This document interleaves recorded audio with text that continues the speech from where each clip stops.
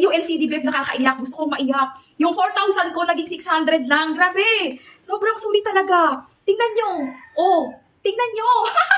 Diba? Ang gagawin mo na lang, pupunta ka na lang sa mga technician ng gadget. Ipakabit mo na lang doon. Bayaran mo 100 o kaya 150 kung medyo galante ka. Okay na yun. Alam nyo, buti hindi ako nagpauto. As in talaga. Buti na lang talaga nag-double check ako dito kay TikTok. Kasi kung hindi, natangayan ako ng 4,500. As in, hahataw dapat ng 4,500 ang isang LCD ng cellphone ko. Diba? Grabe. Ay, nako, hindi. Ang laking sayang. 4,500. Tapos dito kay TikTok, magkano lang siya? Hindi man lang umataw ng 1,000. Halos nasa 800 to 600 lang siya halos. Tapos legit pa yung mismong shop. Ang ganda pa ng mga reviews. Talagang totaling ang ganda talaga. Ito kasi yun, babe. Pairam ako doon ng isang phone na yan. Yung nasira. Yung nasira yung ano. Tignan nyo, babe. As in talaga. Oh, palitan talaga siya ng LCD. Pakita ko sa inyo, ha. Wait na.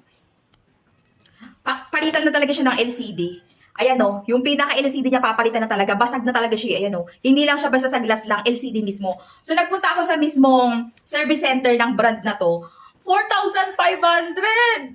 Eh, babe, bago pa to. Wala pa to. Bago lang to, babe. Wala pa to isang buwan. As in talagang brand new lang to. Nasira lang.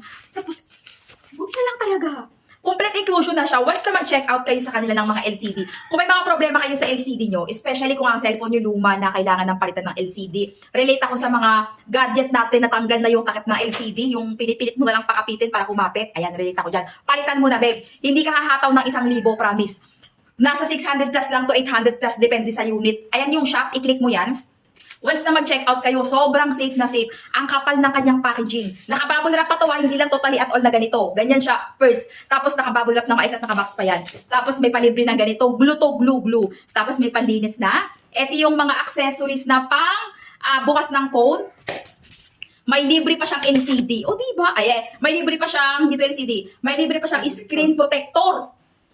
Magkano ang screen protector ceramic pangga kung nasa 400 to? Oh, di ba? Oh, di ba? Oh, naka-discount say. Ang laki talaga ng natipid ko mga pangga. Tingnan nyo, 4,500. Tapos ito sa kanya, sobrang mura lang. Oh, pag gusto mo ng ganito. Lahat ng mga gadget niya dyan, meron sila. Yung mismong shop na yan, available lahat. I-click mo lang yung mismong basket ko. Tapos tingnan mo yung mismong shop. Nandyan na lahat ng kailangan mo. Diyan ka mag-check out kasi highly recommended talaga sila, promise. Alam mo na.